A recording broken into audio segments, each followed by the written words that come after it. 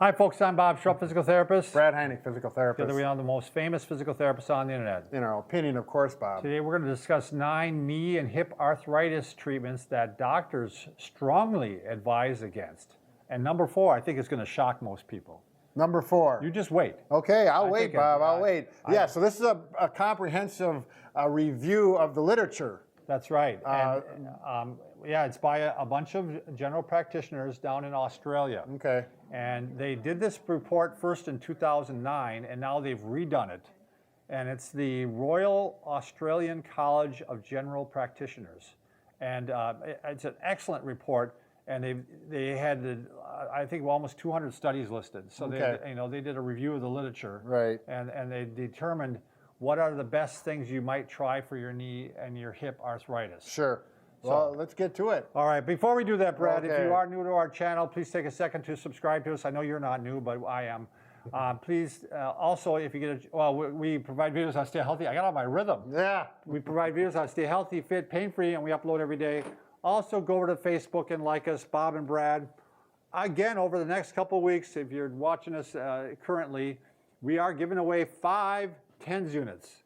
And you're going to find out today why that is going to be, well, not maybe on this one, but on the next video, you're going to find out why that's really important. Right. So they're good for pain. Good for chronic pain. Good for chronic pain, good for arthritis. It's also on YouTube, so you can sign up either way. So, yeah. All right. Yeah, let's carry on. So Royal Australian College of General Practitioners, it's a new guide for managing osteoarthritis, hips and knees. That's the title of it.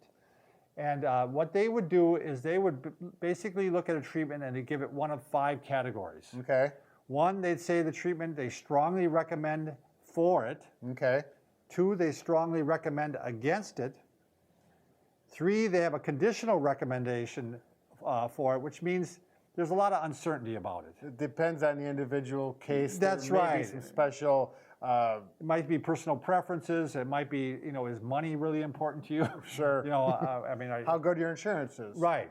Then they got a conditional recommendation against, again, for the same reasons, and then they have neutral. Okay. But today, all we're going to talk about is the ones they strongly recommend against, because if your doctor's coming up to you and saying, hey, let's try this for your knee or hip arthritis, and this group is saying, hey, we don't recommend this. And the reason they're against it is because they're taking a history of the results of this, and as a majority of the results, the positive, population and the majority of the results are negative, because this is the strongly recommend against. Right. So well, that's what I was getting to. I was just coming from the other side. All right. Well, we'll get there, won't we?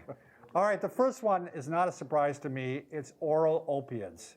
You really don't want to be using opioids to treat arthritis and knee pain and hip pain. Right. So he's talking about painkillers. They're strong. They're opioids. Addictive. Right. My mother-in-law got addicted to them. Sure. Or dependent upon them, I should say. Right. Not really. Yeah. You get codependent on that, and there is likely other options. Right. And there's so many downsides to be on opioids. That I can see that one very easy was to understand. They even recommend number 2 against transdermal opioids, and that's the ones that are, like a pain patch going on the skin and stuff like that. Yeah, fentanyl, things like that. Yeah, it kind of surprised me on that one a little bit, but I guess it gets into your system just like it, Right, the skin absorbs readily, these drugs. Number 3, doxycycline. Do you know this one? I do not know this one.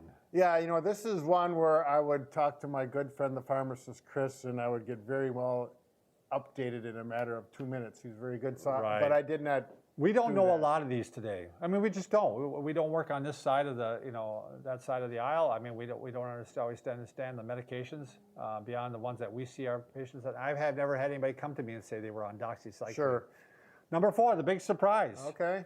So this used to be a very popular surgery, arthroscopic surgery. They'd go in and they might lavage it, where they use water and stuff like that and clean it out. Well, they debride. Debride it. Meniscectomy, where they actually remove part of the meniscus. Sure.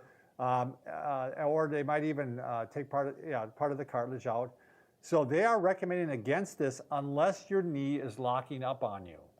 So in other words, you cannot fully straighten it or bend it. It literally locks. Typically, pain associated with that until you get it to unlock or get it to move again, then it feels better. If those are symptoms, then yeah. You think about what's causing it to lock. It's probably the cartilage flipping up on itself and stuff. So unless you have that, and you're saying, well, my God, I'm having, I mean, I witnessed this in 3 patients in the last couple of months. They had a lot of pain. The thing what they're saying is you'll go in and have that done, and you still might be in the same shape. Sure. Eventually, Right. like within a couple months down the road.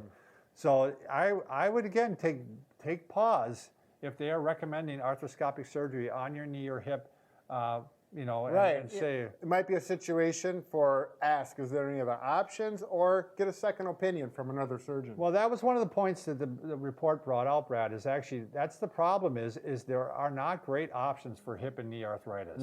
I mean, you know, I mean, there's a few things, and we're going to do another video showing which things they strongly recommend it for. Okay. And the options are limited to some extent. And so it's just part of some of it you have to almost live with, you know, and deal with. Sure. So, all right, we're number 5. Again, another one I'm not familiar with, strontium ranelate. I have no idea what it is, but be careful with it. Number 6, IL-1 inhibitors. I have no idea what it is. Right. I mean, these are things we could have took the time and looked them up, but again, the point is that if they're mentioning to this, these are not recommended by the general practitioners. right. And FGF is number 7. Number 8, viscose supplementation. I don't know what it is. Number 9, I did hear this one. Number 9, the last one, stem cell therapy. And I actually did look up some of the research on that. And again, what I saw, it was, real questionable whether or not it was going to help. You know, they were hoping to do more studies on it and such. So, I have had 2 patients that had that, one in the hip and one, she had it in both knees actually. They were rehabbing, I was showing them some exercises to do. Their results at that point were okay. You know, they weren't way out there, but they had improvement. So again. And the question is, though, is not always do you get improvement, but does it stay improved? I mean, is it 2 months later you're back to where you were, and then why did you even have the procedure? Sure. You know what I mean? So if you want to look it up for yourself, I'm sorry I didn't put a link below on it, but it's called The New Guide for Managing OA, Hips and Knees, and it's by the Royal Australian College of General Practitioners. And that'll take you to it. I mean, you'll get to it if you look that up. OA is osteoarthritis. Right. It just means arthritis in the joint itself. And remember, Bob and Brad can fix just about anything Except for a broken heart. There you go. But we're working on it. Exactly. Thanks.